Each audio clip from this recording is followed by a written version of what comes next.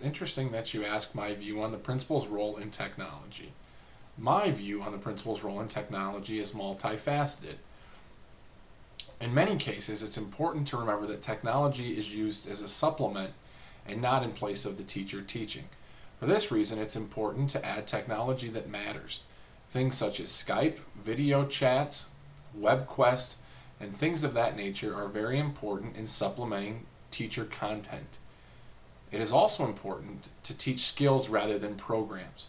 By teaching skills, students are able to overcome obstacles, become critical thinkers, problem solvers, and be prepared for the future beyond high school.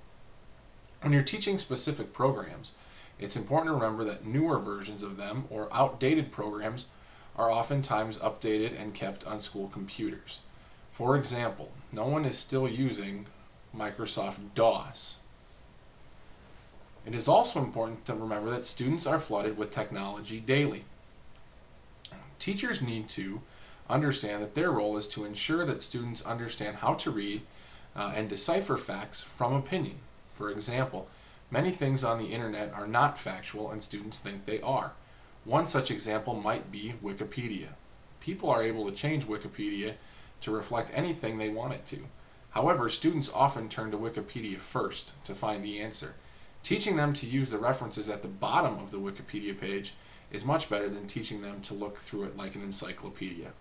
The final use of technology role that is important is creating critical thinkers. Critical thinking skills are essential in the development of a technology-rich classroom.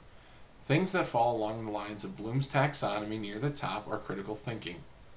This can be done in a multitude of ways by using technology, allowing students to create things like music videos, movie trailers, and town blogs allow students to showcase their critical thinking skills and allow them to communicate with others in the building and the outside world. When reflecting on one-to-one expansion, I don't see it necessarily as a fad, but more as an important development. Currently, I teach in a one-to-one school district. The importance of putting the device in the student's hands is essential in preparing lifelong learners. Students are oftentimes asked to do things on technology that used to be done by hand or in pencil and paper, such as computing, typing, and writing newsletters.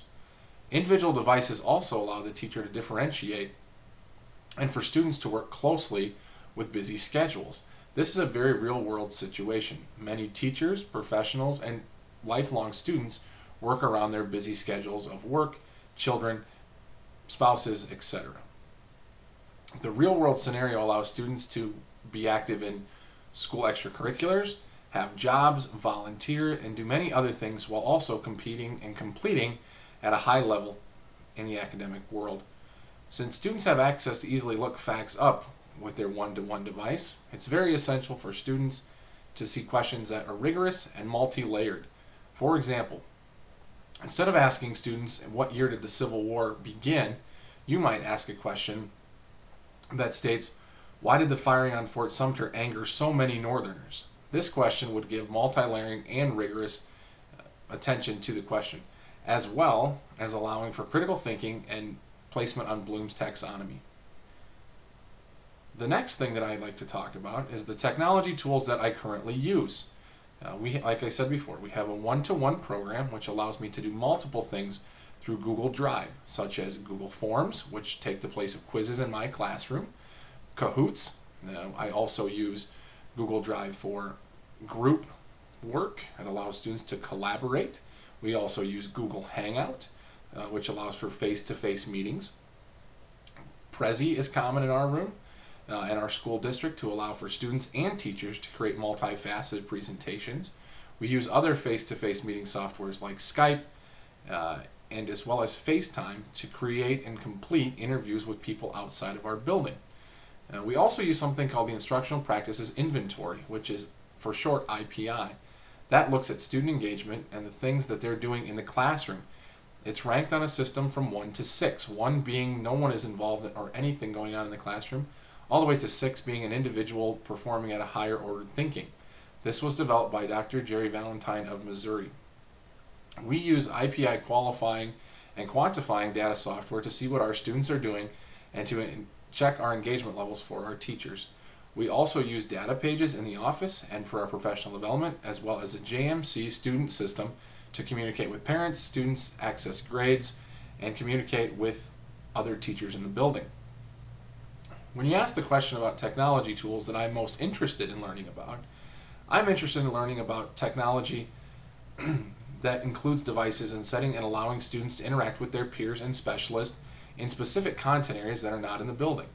I very much value the opinion of people from the outside world, especially in specific parts of society. Being a history teacher, I like to talk to historians or people that work at museums or things of that nature that have a specific interest and knowledge base. It allows students to do many things, such as learn about primary and secondary sources, as well as conduct interviews of people that they would not normally get to meet. It's also important, or that I'm also interested in, the use of student-created portfolios. We currently do student-led teacher conferences, which are sort of a creative portfolio. However, I would like to see students who are graduating complete a portfolio of things they've done, similar to that of a teaching portfolio or a work sample. This would be a great example of standards-based grading. It would allow students to demonstrate some of their best abilities, but also give some things that they would like to work on preparing for college. I would also like to see the integration of multiple districts working together for professional development.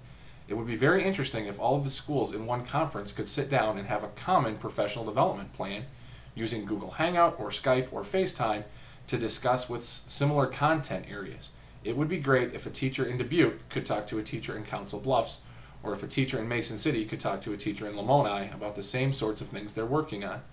The technology tool that I feel are most useful for educators are the ones that I'm most interested in. I also feel that JMC, or student-centered programming that allows communication between teachers, students, and administration, are essential. It doesn't replace the teacher making a phone call home or sending an email. However, it does allow parents to be more actively involved. I truly am a believer in the one-to-one programming if used correctly. Teachers need to understand the importance of technology and what it does for students. It is also important to understand that teachers who are using one-to-one devices make sure that they supplement, as said before. With that, I thank you for your time to talk about technology in the classroom.